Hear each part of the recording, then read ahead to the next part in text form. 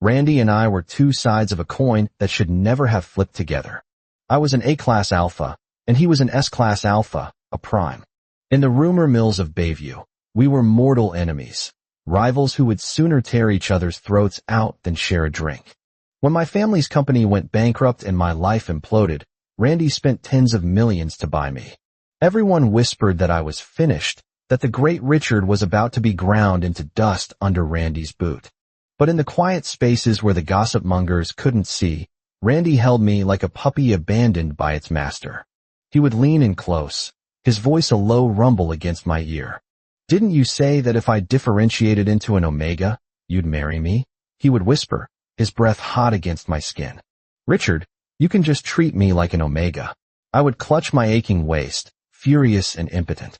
Who on earth has an omega that is 6'3" and possesses stamina that defies the laws of physics? I'd think, though I rarely had the breath to say it. After my family's bankruptcy, I was betrayed by those I once called friends. I was reduced to a plaything, a novelty for the bored and wealthy.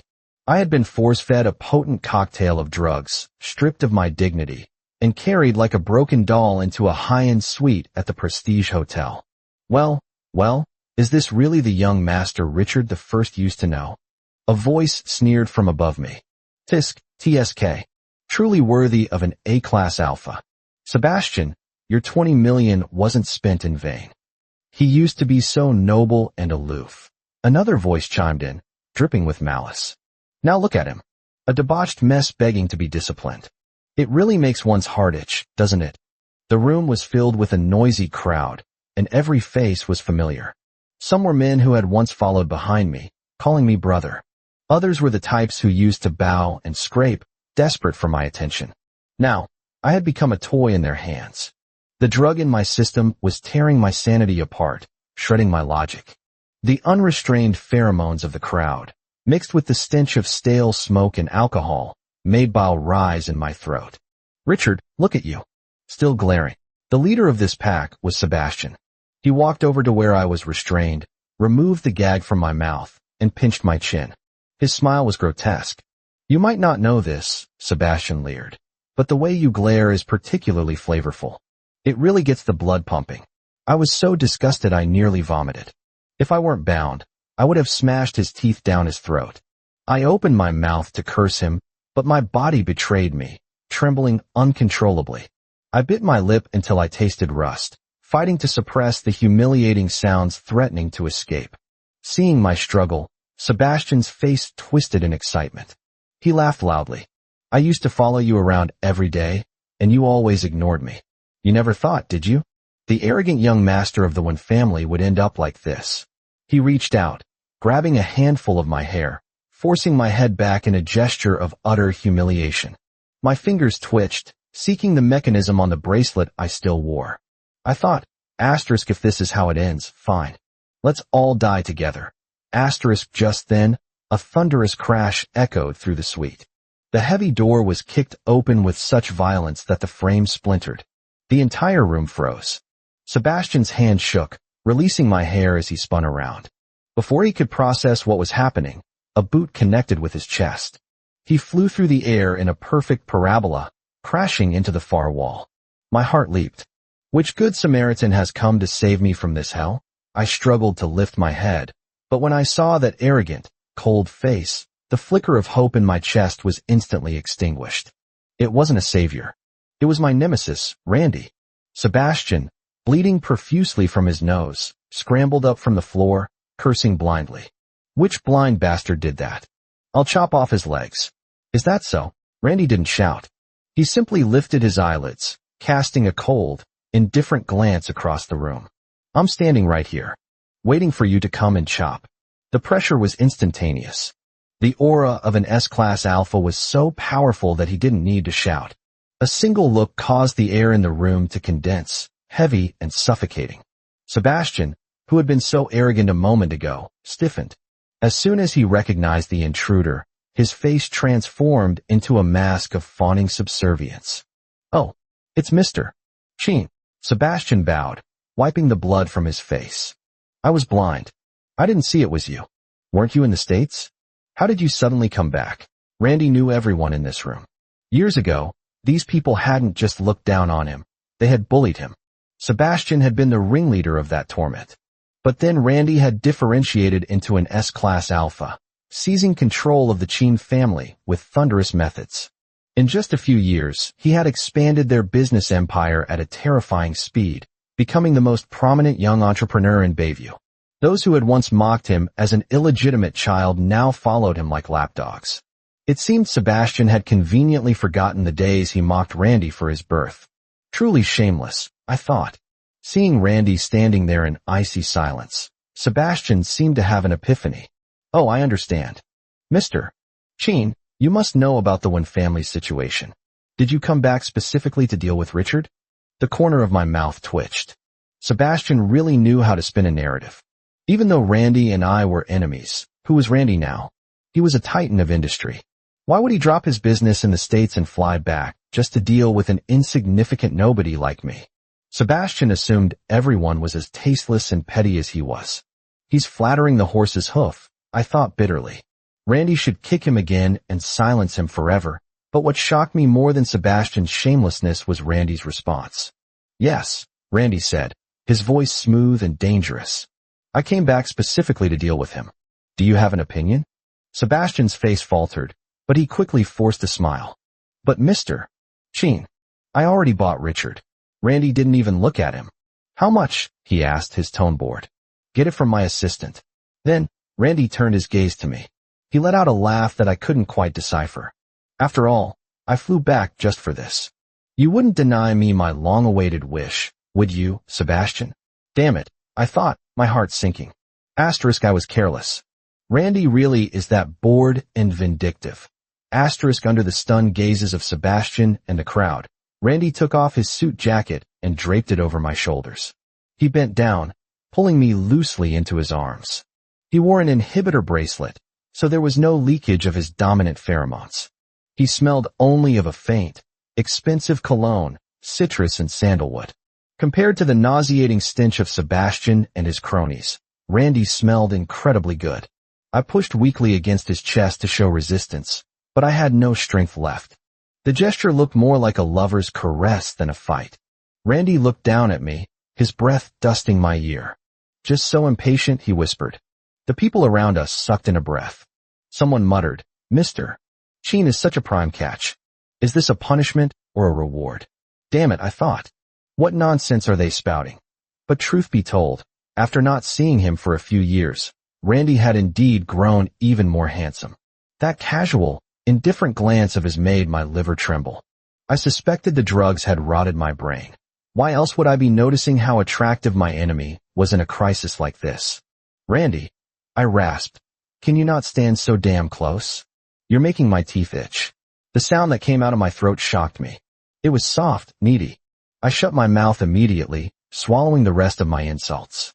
How can I, an alpha, make a sound like that? Richard. Randy's grip on my shoulder tightened. He lowered his eyes, looking at me as if finally realizing I was a living person and not an object. Are you willing to be taken away by me, or would you rather stay here? He glanced around the room, his meaning clear. Do you want to be toyed with by these brainless pigs, or come with me? I'll give you 3 seconds to consider. I wanted to die. That was my honest answer. But 3 seconds passed, and I hadn't spoken. Randy took my silence as consent. He scooped me up, one arm around my back, the other under my knees, lifting me in a bridal carry. I had been an iron-blooded alpha for over 20 years. This was the first time I'd been carried like a princess. To be honest, my feelings were complicated. Whoa, someone whispered as we passed. Is Mr. Qin really here to punish Richard? I don't think so. Look at the way he holds him. That doesn't look like an enemy. That looks like a sweetheart. Don't talk nonsense, another voice hissed. Don't you know they fought like cats and dogs over the same Omega back in the day? Richard used his family status to break Mr. Qin's arm. Now their positions are reversed. Richard is in for a world of pain. I'm starting to feel sorry for Richard, the first voice replied. I heard S-Class Alphas have twisted kinks. He won't die, will he? Mr. Qin flew back from the States just for this. He must really hate him. The best punishment for an arrogant alpha like Richard is to crush his self-esteem. Sending him off with a prayer, someone snickered. Good luck to him. My consciousness was fading into chaos, but I couldn't resist. I rolled my eyes, lifted a trembling, soft hand, and extended my middle finger toward the whispering crowd. Bullshit, I croaked. If you're going to gossip, at least do it when the subject isn't right here. Randy and I had indeed fought over the same Omega, and it had been ugly. But I had never broken his arm. He had punched a wall in a fit of rage and broken it himself. Randy carried me out of the hotel and into the back of a black limousine. The car sped toward his private villa in Bayview. On the way, the burning fire in my blood tortured me, robbing me of the ability to think. I didn't notice the driver's curious glances as I began to lose control, treating this S-Class Alpha like a scratching post. Randy held me down with one hand, his other capturing my wrists to stop me from clawing at him. I whined in dissatisfaction and, in a moment of delirium, bit down hard on his forearm. Randy stiffened. His voice was hoarse. "Richard, you asked for this." I didn't have time to process his words. The car stopped smoothly in the underground garage. He hauled me out, clamping me to his waist with one arm. I hung on him like a koala, my mouth slobbering all over his neck. If I were sober, I would have bashed my head against the wall in shame. But right now, I was a shameless rogue, caring only about finding relief. Inside the villa, Randy carried me straight to the master bedroom and threw me onto the bed with surprising violence. My already dizzy brain spun. Randy adjusted the bracelet on his wrist, dialing down the suppression. The terrifying, dominant pheromones he had kept hidden suddenly flooded the room. "Richard," he said, looming over me. "If I hadn't arrived in time tonight, what did you plan to do?" He reached down and ripped the bracelet off my wrist, the one with the hidden explosive. "Is this the way out you left for yourself?" His face was shadowed in the dim light, making his expression unreadable. He leaned in close, his voice low and dark. "Richard, you have no other choice now. Only I can save you." I couldn't hear what he was babbling about. He was talking too much. I felt like I was dying. "Can you be more decisive?" I groaned. I pulled him down, smashing my lips against his. "Are you a man or not? If you are, show me the strength of an S-Class Alpha. I have a flaw. When my brain isn't working, my mouth develops a mind of its own." Randy grabbed my hair, forcing my head back. His eyes were pitch black. "Richard, don't regret this." Regret? My intestines were green with regret. Randy wasn't human. He was a machine. He tormented me until the middle of the night. When the drug's effects finally wore off, I pushed him away and tried to crawl out of bed to use the bathroom. As soon as my feet touched the floor, pain shot through me so intensely I thought my soul had left my body. Blood rushed to my face in humiliation. "Randy," I gritted my teeth.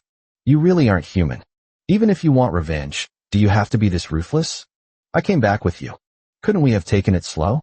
I'd rather serve you than face those idiots at the Prestige, but this." I don't know which word triggered him, but his face went black.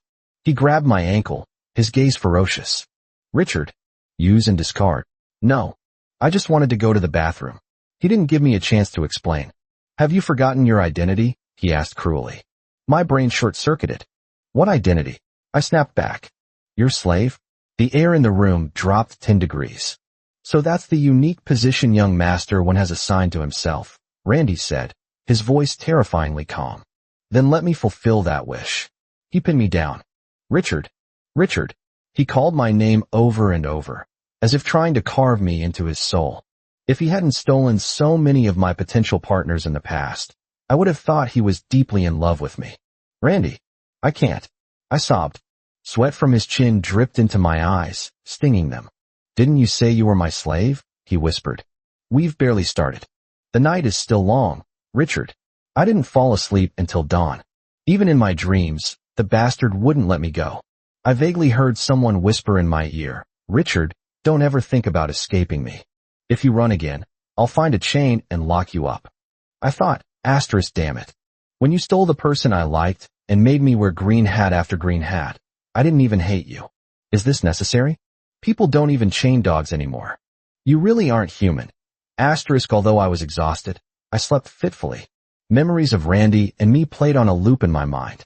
When I first met Randy, he hadn't differentiated yet. My first impression was that he was handsome, but frail and pale, like he was malnourished. I later learned he was the illegitimate son the Chin family had left outside, only recognized at age 8 to manage public opinion.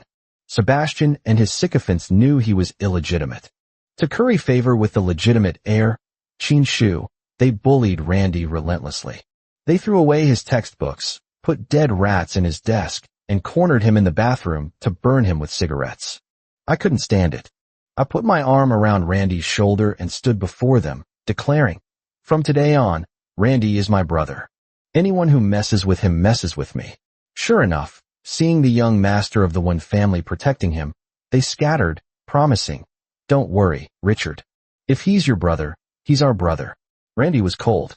He didn't thank me. He just frowned and said, "Who needs your hypocritical affection?" I was a severe aesthete. Randy was beautiful, so I forgave his attitude. How is it hypocritical? I genuinely want to be your friend. Randy huffed, but I saw the tips of his ears turn red. I thought he was adorable.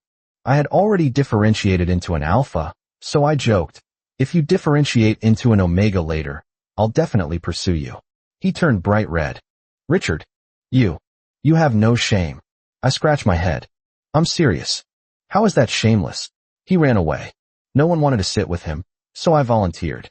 "Hi, new desk mate," I beamed. He turned his face away, whispering, "Who wants to be good with you?" But I saw the corners of his mouth lift. We became close. Once, my father offended someone in business, and I was nearly kidnapped on my way home. Randy appeared and saved me. We were two teenagers against professional thugs. "Richard, run," he had said. "This has nothing to do with you." A thug swung a steel pipe at my head. Randy threw himself in the way, taking the blow on his arm. He gritted his teeth, sweating from the pain. "Richard, even at a time like this, can your mouth stop moving?" My father arrived and saved us. I was bruised, but Randy had a fractured arm. I cried, promising, "Randy, I will be responsible for you. I'll treat you well for the rest of my life." He looked at me with dark, shimmering eyes. "Richard, you said that yourself. I thought we would be best friends forever, or maybe more if he became an omega." But a month later, he differentiated. Not an omega, an S-class alpha. The Chin family suddenly valued him. They planned his life, engagement at 22, marriage after college. His father found me and looked down his nose. "Richard, Randy is an S-class alpha. Everything about him must be perfect. There cannot be a scandal about him liking an alpha." I explained we were just friends. His father laughed. "I know, but rumors are dangerous. Stay away from him. He is excellent, but if he is too rebellious, I don't mind removing his glands and letting his brother inherit the family." I was furious. He spoke of removing his son's glands, as if he were pruning a tree. We drifted apart. Randy became busy with the family business. That summer, I decided to date someone to get my life back on track. I started pursuing Taylor, our class representative, gentle, beautiful, my type. The school buzzed with the news. Randy found out. He came to my house one rainy night. "Richard, do you like Taylor?" he asked. He was wearing only a t-shirt in the autumn chill. I gave him my jacket. He had grown taller, broader. "It's raining. Why didn't you bring an umbrella?" I asked. He ignored me. "Do you like Taylor?" I hesitated. "Yes, I like him." Randy sneered, threw my jacket back at me, and walked away. My heart felt like that jacket, soaked in cold rain. Later, Taylor rejected me, claiming to have a boyfriend. That boyfriend turned out to be Randy. I felt humiliated. Randy had stolen him. I confronted Randy, shouting, "I treated you like a brother. Is this how you repay me?" Randy punched the wall, his knuckles bloody. "Who the hell wants to be your brother?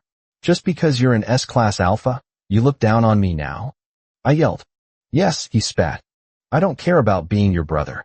Our relationship hit absolute zero. Every omega I pursued after that, Randy stole. He went abroad, I stayed. He became a tycoon. I went bankrupt and became a joke. Life is truly unpredictable. I woke up at dusk. Randy was gone. The room was clean, and I had been washed. I went downstairs, famished. Randy's butler, Mr. Henderson, brought me porridge. "Young Masterwin, you must be hungry. Mr. Chin ordered this for you." "Thank you," I said. "Where is he?" "At the company. He'll be late. If you miss him, the driver can take you there." I almost choked. "No need. I won't disturb his work." Mr.